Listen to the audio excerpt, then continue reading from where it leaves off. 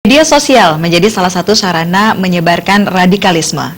Oleh karena itu, masyarakat dan generasi muda diharapkan bijak dalam membaca informasi di media sosial. Seiring perkembangan zaman, keberadaan medsos sudah sangat masif, sehingga seringkali dimanfaatkan oleh pihak-pihak tertentu untuk menyebarkan ideologi mereka secara bebas dan terbuka. Misalnya, penganut paham radikal melakukan perekrutan anggota maupun menyebarkan radikalisme melalui medsos. Tujuannya menarik masyarakat awam. Dirjen Bimas Hindu Kementerian Agama Republik Indonesia, Ketut Widnya menyatakan saat ini penyebaran radikalisme semakin cepat. Salah satu media penyebaran radikalisme adalah media sosial. Tentu saja hal ini sangat mengkhawatirkan, mengingat setiap orang bisa menggugah dan mendapatkan informasi melalui media sosial. Media sosial menjadi salah satu media penyebaran radikalisme, namun tidak dapat dipungkiri jika penyebarannya bisa melalui media lain. Masyarakat khususnya generasi muda harus membentengi diri.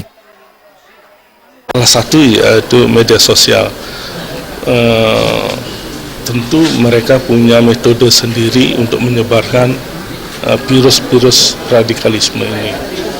Ya, mungkin metode dia bergerilya lah. Ya, itu yang mereka lakukan. Tetapi kita harus membentengi generasi kita, masyarakat kita, ya terutama generasi muda kita, supaya dia aware, supaya dia tahu bahwa cara kerja radikalisme ini begini.